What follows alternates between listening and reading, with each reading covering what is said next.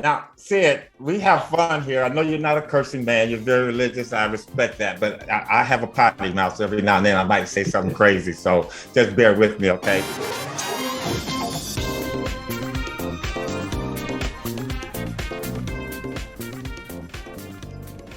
Welcome to another edition of Showtime with Coop. Insightful BS with my Laker teammates and NBA legends. And in the house today, we got a true legend, man. I'm loving this guy. You know what? One of the nicest guys you would ever want to meet. Sidney Moncrief. I love talking about people's highlights because mine were very, very short. So Sid was a 5-time NBA All-Star from 82 to 86. All-NBA first team, 83, 4-time All-NBA second team, 82, 84 through 86, 2-time NBA Defensive Player of the Year, 1983 and 84, which he stole from me, but I'm a forgiving person, so I'll let you have that one, Sid, because I was 87. 4-time NBA All-Defensive First Team, 83 to 86, and NBA All-Defensive Second Team, 1982. Welcome to Showtime with Coop, Sidney Moncrief. How are you, sir? Hey, Coop, how are you doing, man? I appreciate you. Definitely respect you. We had some battles, didn't we? Ooh, that's why both of us are bald now, Sidney, because we just wore each other out so much. We had some battles. And you're right. I probably did steal that Defensive Player of the Year award from a lot of people. I just don't think they knew who to vote for and what criteria to use. They said, well, we'll give it to him. You know? I call bullshit on that one because you are definitely a good ass player, man. One of the best defensive players. You know, I see three people talking about the defensive awards. I like to say myself was a pretty good defensive player, yourself as well, and Dennis Johnson. People in that 6'4", 6'5", 6'6" range, and there's some other ones. But again, there are those 80. I think we three will probably have some great battles against some great individual players. Yeah, and I use your name when they ask me some of the best defensive players when I played, and I use your name. I use Dennis Johnson's name. Of course, Dennis Rodman is taller, but he's still kind of in that category as far as being able. But I thought you were on the ball a better defender than I was, no doubt. I think you're a little taller, you're a little longer. You had better hands than I had. I had just good anticipation and could probably couldn't defend the center, but I could defend the post pretty well and perimeter okay. But defense is just something that we both just love to do. And make no mistake about it, though, Coop, we prefer to shoot and score. Well, you did. I couldn't shoot on my team. So that's why I said you had to save some energy because you were a great offensive scorer. All right, you want to start? Yeah, no, I mean, I think the story's going back, like you were kind of the one that got away from the Lakers, I think. I think the stories are that Jerry West wanted to draft you and then obviously have the opportunity to do so. So, I mean, do you ever feel that like you were supposed to be a Laker but never ended up being a Laker? Never feel that way because how could you Magic? I mean, hey, I would never disrespect Magic like that in saying that I should have been a Laker. I think the Lakers made the best pick. Obviously, history shows that. And I'm good. I'm good with how my career went. I'm good with being in Milwaukee. I didn't want to hang out with Coop in LA and, Venice Beach and Beverly Hills and all those great places to hang out. I didn't want to do that anyway. What was that 79 draft like? What was that 1979 draft like? I mean, because you look at that group, that was an amazing group. It was a good group. And it's so funny because you look at the draft now on TV, and there's so much hype behind it. And our hype was we went to New York the night before, I think about 5 or 6 players. The next day, they introduced us. We were there for the draft, and that was it. We took a photograph or two. And Coop, that was it. It was nothing else. And then we got on an airplane, went back home, or went back to the city and had a press conference there. Well, this city, you know what? For me, I didn't have that because I was at the park when I got drafted. I was 64th player picked. They threw a dart on the board and they found me. But anyway, Sid, a heck of a career you've had. I'm just go back just a little bit. What was it like growing up for you as a young person? Did you have aspirations of playing professional, or was basketball just something to do to keep you out of trouble? I liked football when I was growing up. I love football, and what happened was I used to watch the Boston Celtics. Remember, Coop? Yeah. You only got a couple of teams on TV back then. You got Boston, you got the Lakers. I remember seeing the Washington the Baltimore Bullets play a little bit on TV, and the Knicks. And that was pretty much it. You didn't see a lot of other teams play. And condolences to Sam Jones. I grew up watching the Celtics and Sam Jones and that team just putting numbers on people, Bill Russell, and I was just a huge Boston Celtic fan. But I love football. I was an aggressive kid and loved the contact and the intensity of football. But something happened by the time I got to junior high school. I could no longer be the tough kid because I got tall and skinny. And the thought of tackling people, well, you said jack them up and throw them on the ground, that didn't work as well. So I just started hooping and gave up football. But football was my first love. Hey, Sid, growing up as young people, and for me, it was my high school coach, my uncle. Who were some of your role models as a young person to kind of keep you on that focused path? And Coach Charles Ripley was a very good role model for me. He took us to different places. He gave us exposure. I always say, if you want young people to be successful, even outside of athletics, you have to give them experiences and exposure and some mentorship. And he did that for us. He took me to my first NBA game. He took me to my first pro football game, first college football game, my first college basketball game, my first NCAA basketball game, my first conference. So he did so much for me that exposed me and got me outside of just Little Rock, Arkansas. I was grateful for him. Coach Oliver Elders. Our high school coaches are always such a big mentor for me because he showed me that you had to be you had to be a gentleman. You couldn't wear hats. You couldn't talk to people a certain way. You had to say, yes, sir. Because I got that at home. I could never not say, yes, sir, yes, ma'am, or no, sir, no, ma'am. That was just unheard of to do that. But Coach Elders kept me grounded as a high school player. And I'm indebted to him for his leadership and his guidance. So you make the transition from football to basketball, and now you find yourself at the University of Arkansas. I mean, what was that like? We were balling out. Back then, college coaches, they didn't have any restrictions. They could practice you like dogs and whatever they wanted to for hours on hours. And we got drilled. Coach Eddie Sutton was the coach, and we got drilled 3-4 hours just playing defense, taking charges and diving on the floor for basketball. And it instilled a certain toughness about me as a basketball player. Having 4 years of that, disciplined basketball, aggressive type play, especially on a defensive end, it prepared me very well for the NBA. You had Marvin Delph, I believe, Ron Brewer on that team, and yourself, and you guys took that program to new heights. And said, I'm not big on pictures of individuals, but probably my two most iconic pictures that I always enjoy seeing, and I got it here somewhere in my man cave, but I can't find it right now, is George Gervin, Iceman, sitting on the block of chair of ice like that. And Sidney, your picture on the front of Sports Illustrator with that two-hand dunk you was going like that, I have labeled that "Show Them the Funk." Because it had your underarms, it had all that, man. But that was an amazing. Did you see my deodorant? Exactly. My deodorant. You don't man. But a great picture, man. Your thoughts on that, man? Yeah. Well, I don't have a picture of that. I don't have that photograph. I can't locate it. Wow. I find it a lot, and I'm sure if I dug deep enough, I would find it. But I have signed so many, and What really it brings back memories of the fact that the program started a certain way. And I never forget, we played UCLA at the pit. UCLA in the pit. I know what I'm talking about, boy. And that altitude, it's just enough altitude there, isn't it, Coop? Oh, yeah. Just so you can go.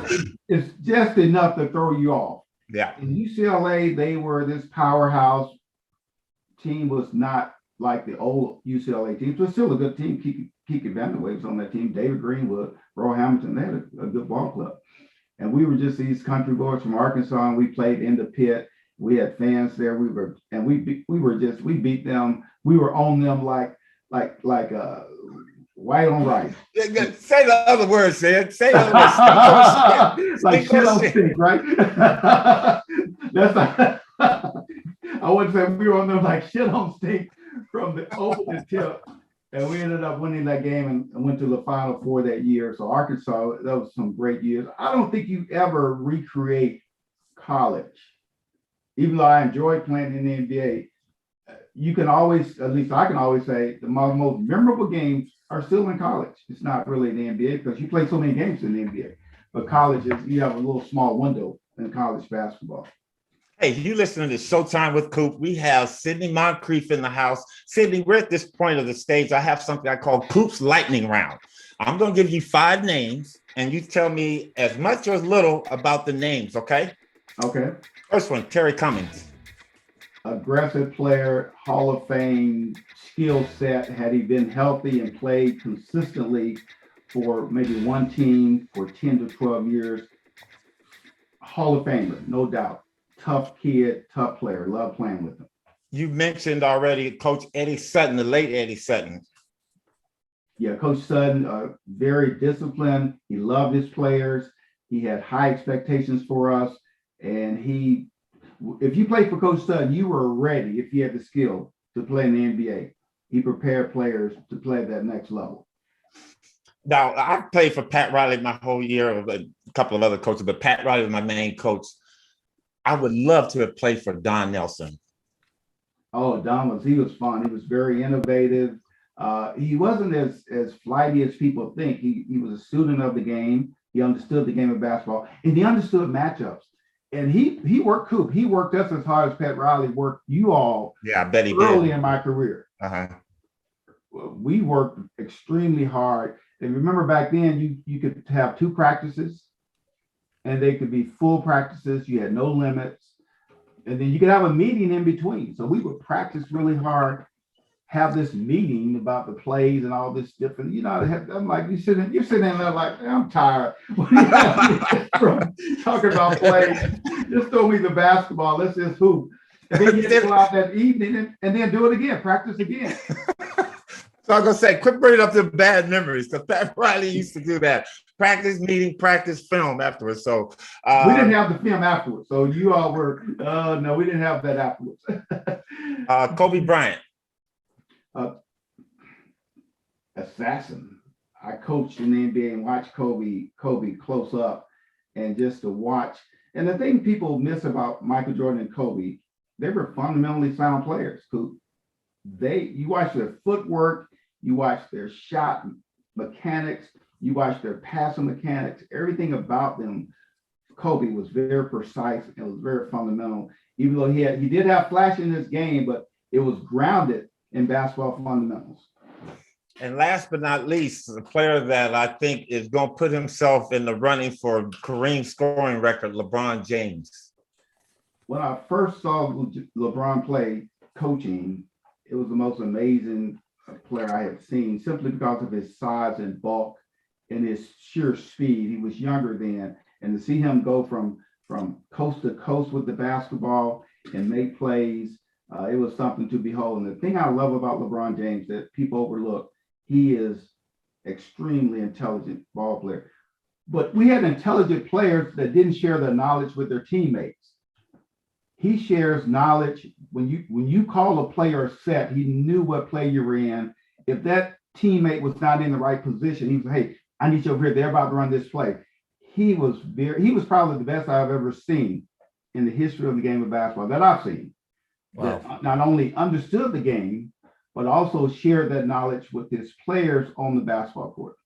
I say that's a great insight, because I think people have a tendency to forget about those little nuances about his game, is letting his teammates know. And, you played for some great ones. That was one of Magic Johnson's biggest strengths, is about inclusive for the whole team, everybody being on the same page, because it takes teams together. Everyone achieves more to win basketball games. And LeBron definitely has that. Okay. Sid, who's some of your favorite teammates? And give us a little bit of insight on some of them. Well, Junior Bridgemen, and Harvey Catchings, we came in, they kind of mentored me when I was in the Milwaukee Bucks, and we did everything together on the road, good and bad. Just kidding. All good. We did cool things like Bible study and church and those types of But they really kept me from maybe straying more than I would have. because they were just all about business, being professionals. Quinn Buckner, they were pros. They were just professionals. I love playing with Bob Lanier because Bob was a very cerebral player, had a very high skill level. People didn't realize how skilled he was as a basketball player. And you always felt, Coop, you know how it is when someone can get you open. He could get you open. Bob, yeah. Whoever was guarding you, they would no longer be on you when Bob said a pick. Yeah, I caught some of them hips. I caught some of them hips trying to get around him guarding you. Hips, elbows, whatever it took to do that. Marcus Johnson was such a skilled player. I enjoyed playing with Marcus because Marcus he wasn't a complimentary player, but he could compliment you. He wasn't trying to outshine you because he was good enough to shine out on his own. And he also just fundamentally wooden type player. His fundamentals were so good. He was a winner. I just most of my teammates were winners. I really liked that. Paul Pressey was one of my great teammates because he could pass the basketball. He was very smart. He played defense, and he didn't care who got the credit. He just wanted to win ball games. I've had some tremendous teammates, man. You have. What about I could have had this conversation for a long time. Dave Myers, the late Dave Myers. Yeah, Dave was good. Dave was one of my favorite teammates because he did all the dirty work. I watched him before every practice and after every practice religiously do his exercises for his back so he could be healthy to play the next ball game. And he was one of my favorite teammates also. Hey, Sid, who was the hardest player for you to guard? For me, it was Larry Bird, Andrew Toney. People forget about that kid, Andrew Toney. Who was the person for you? You said two. Okay. Add a third one in there. Huh? Add a third one in there. Andrew Toney was like, people don't realize how difficult it is to try to guard someone that offensively had no weaknesses. Yeah. Well, I said no. He could catch the ball and shoot a three. He could take it 2 dribbles off right, 2 dribbles left. He could post you up. He could drive to the basket left, right. He had a good first step. He had a good pull up. What else is it? He was very difficult. Of course, Michael Jordan was impossible to guard because Michael could play without the basketball. And he could be on the weak side. And if you're not in tune to him, he could make that fast cut left, right to the basket or to the top, catch the basketball in his sweet spot and just do anything he wanted to do. I think he doesn't get enough credit for moving without the basketball. And when we talk about pace and timing and rhythm of offense, when do you cut fast? When do you hold back? When do you detect when that defender is asleep? He was probably the best I've seen at doing that. How would you guard Steph Curry today? I wouldn't. I would. I think, Coop, my biggest asset and your biggest asset was we didn't allow guys to catch the ball in the sweet spot. Yeah. And the only problem with Steph Curry, his sweet spot goes way to half court. So he could, if he caught the ball anywhere, you're just in trouble. You're at the mercy of that offensive player. And he could play in any era, Steph Curry, because even though people give him credit for long 3-point shots, he can shoot the ball anywhere. He can drive the ball left. He can shoot floaters. He can do everything offensively. He can't post. He doesn't have that threat, but everything else offensively he can do. So I would guard him from the baseline to baseline. Baseline, yep. Make sure that he keeps his back turned. You don't want him facing you. You want him just working the ball down the court with his back. And then anytime there's a pick and roll, you can't do anything but jump it. And you know what, Sid, when I try to tell people about a player like that, you and I and many more, Joe Dumars to name a few, are good one-on-one defensive players, but it took our teammates to really help us because there were times we were beaten. Our teammates got to be there to kind of close that gap so you can catch back up. So that's why I say guarding Steph Curry would be a team responsibility on the switches when he's driving and make him become a passer more than a scorer. Yeah, his handle is too precise to guard him one-on-one. So it would certainly have to be a team thing. And here's what people don't realize. What you work on is what you're good at. Remember when we grew up, working on dribbling you didn't do that a lot unless you were a point guard. I did it in the summer because I wanted to handle the basketball. Sometimes I did play point. But if you look at the amount of time guys spend now dribbling all sizes, yeah, and also shooting threes, that's why they're very, very proficient at handling, keeping dribbles alive, and all those type things that we were not as good at doing. You listening to Showtime with Coop. We have Sidney Moncrief. Sidney, a couple more questions and let you go, sir. We want to thank you for being on. You had a great career, Sid, but I'm going to bring up one instance in your career. In 1987, you guys were playing the dreaded Boston Celtics. Now, one guy I hated this guy, even when he went to BYU, Danny Ainge. And you had I don't want you had a fight with the guy. Shit. I had a coup, call it a coup when you fight with someone. Tell us about that, Sid. Because you got fined $1,000 back then. That was a lot of money. That was a lot of money. And I just didn't grow up with people just doing whatever they want to you, like elbowing you. I didn't mind someone hitting me with an elbow if it was an accident.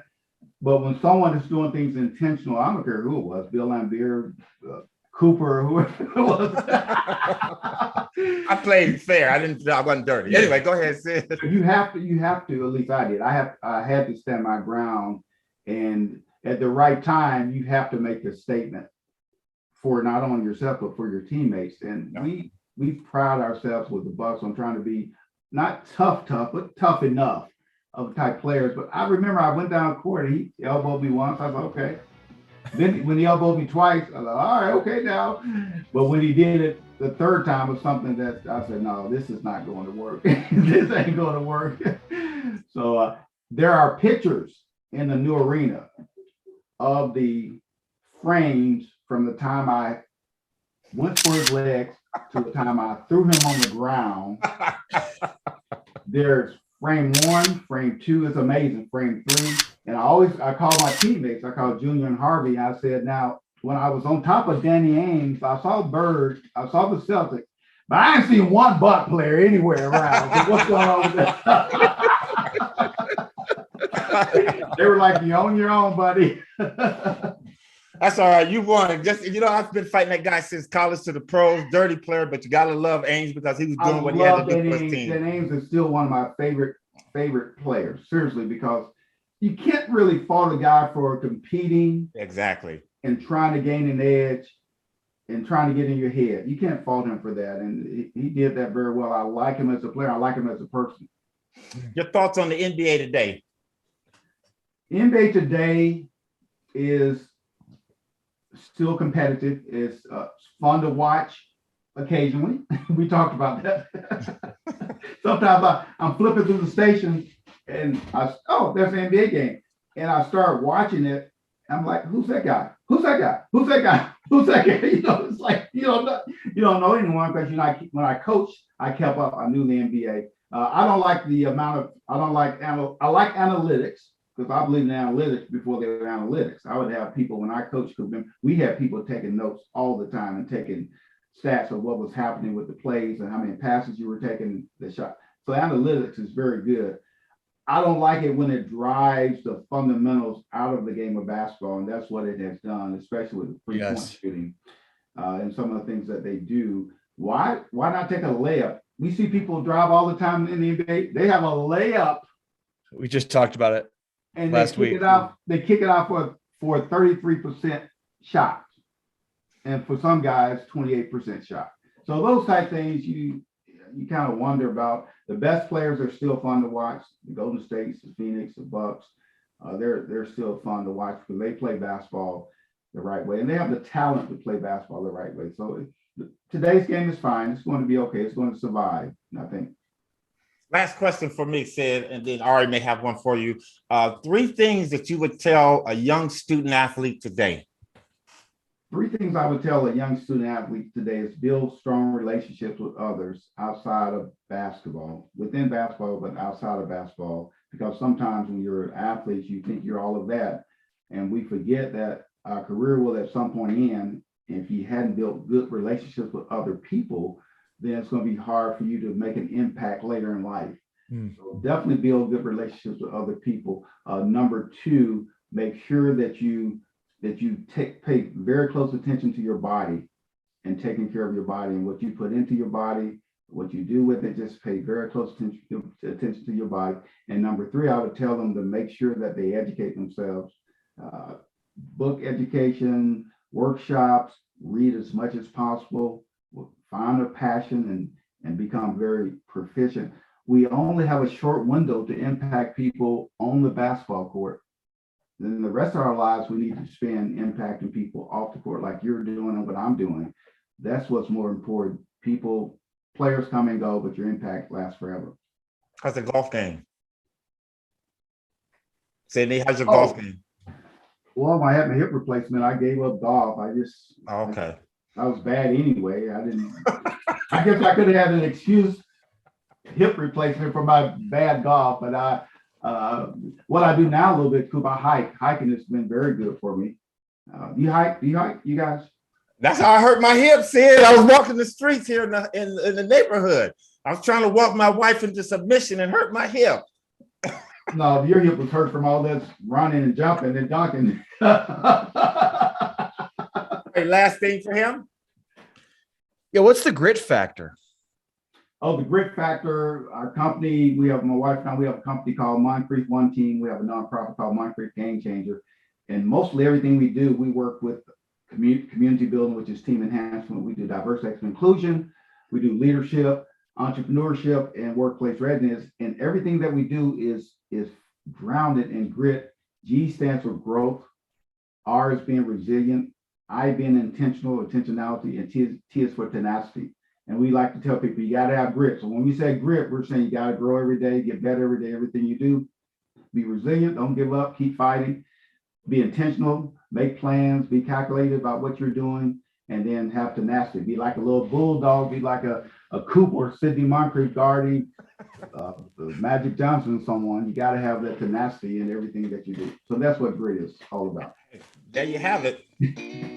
Thank you, Moncrief in the house with a lot of grit, baby. A lot of grit. Sid, thank you so much, man. Stay well and healthy and keep shining like you do, my man. Thank you, thank you, thank you. Yeah, love you, man. Okay. All right. Bye. And bye.